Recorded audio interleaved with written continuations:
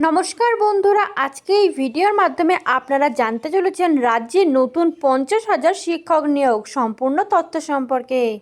রাজ্যে নতুন 50,000 শিক্ষক নিয়োগ করা হবে, বাজেটের ঘোষণা অর্থমন্ত্রীর। চাকরি প্রার্থীদের জন্য বিরাট সুখবর এলো পশ্চিমবঙ্গ বাজেট 2026-এ।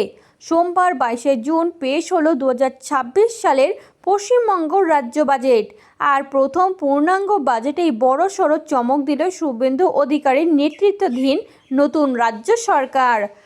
বিধানসভায় বাজেট পেশ করার সময় অর্থমন্ত্রী স্বপন দাশগুপ্ত ঘোষণা করেন রাজ্যে নতুন 50,000 শিক্ষক নিয়োগ করা হবে। এর পাশাপাশি আরও 1,000 শিক্ষাকর্মী নিয়োগের প্রস্তাবও রাখা হয়েছে। আগে থেকে আশা ছিল বাজেটে কর্মসংস্থান নিয়ে বিরাট ঘোষণা আসার, আর সেই স্বপ্নই পূরণ হলো। এক নজরে রাজ্যে নতুন 50,000 শিক্ষক নিয়োগ করা হবে। 2. মহিলাদের জন্য থাকবে আলাদা সংরক্ষণ। 3. শিক্ষাক্ষেত্রে অন্যান্য গুরুত্বপূর্ণ ঘোষণা। রাজ্যে নতুন 50,000 শিক্ষক নিয়োগ করা হবে। বেকার যুবক যুবতীদের জন্য বাজেটে মোট 1 লক্ষ নতুন শূন্যপদের নিয়োগের ঘোষণা করেছেন অর্থমন্ত্রী, যার মধ্যে 50,000 শূন্যপদ বরাদ্দ রয়েছে শুধুমাত্র শিক্ষক নিয়োগের জন্য। ইতিমধ্যেই সমস্ত দপ্তরের শূন্যপদের তালিকা জমা পড়েছে নবান্নে, যার মধ্যে রয়েছে শিক্ষা দপ্তরের প্রচুর শূন্যপদের লিস্টও। তবে কত শূন্যপদে নিয়োগ হবে সেই সংখ্যাটা এতদিন জানা না গেলেও এবার বাজেটে স্পষ্ট করে ঘোষণা করল রাজ্য সরকার। রাজ্যের বিভিন্ন স্কুল ও কলেজ মিলিয়ে মোট 50,000 শিক্ষক, প্রধান শিক্ষক, অধ্যাপক ইত্যাদি পদে নিয়োগ হবে।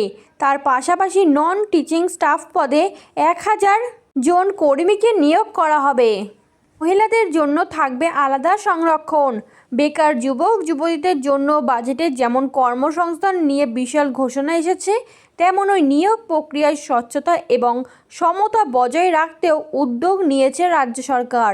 জানানো হয়েছে সরকারি চাকরিতে এরপর যে সকল নিয়োগ প্রক্রিয়া হবে তার মোট শূন্যপদে 33% আসন মহিলাদের জন্য সংরক্ষিত থাকবে। শিক্ষাক্ষেত্রে অন্যান্য গুরুত্বপূর্ণ ঘোষণা। শিক্ষক নিয়োগের পাশাপাশি ছাত্রছাত্রী ও যুব সমাজের সুবিধার্থে আরও বেশ কিছু বড় ঘোষণা করা হয়েছে বাজেটে। উত্তরবঙ্গের শিক্ষা ব্যবস্থার উন্নতিতে একটি নতুন আইআইটি এবং একটি আইআইএম নির্মাণের ঘোষণা করা হয়েছে। ভরসা কর্মসূচির আওতায় গ্র্যাজুয়েট বা স্নাতকদের মাসে 3,000 টাকা এবং অন্যদের মাসে 2,000 টাকা করে ভাতা দেওয়া হবে। উচ্চশিক্ষার জন্য অবিবাহিত ছাত্রীদের এককালীন 50,000 টাকা ও সরকারি পোষিত কলেজের ছাত্রছাত্রীদের এককালীন 30,000 টাকা আর্থিক সহায়তা দেবে রাজ্য। 100 জন মেধাবী ছাত্রছাত্রীদের জন্য এই বিশেষ স্কিমের প্রস্তাব রাখা হয়েছে।